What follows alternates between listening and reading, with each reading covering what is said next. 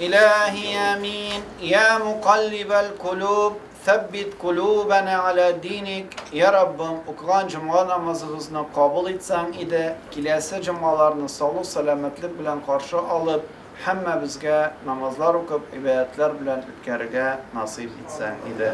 Bir rahmet, ya Rahman, abul olsun rahmet.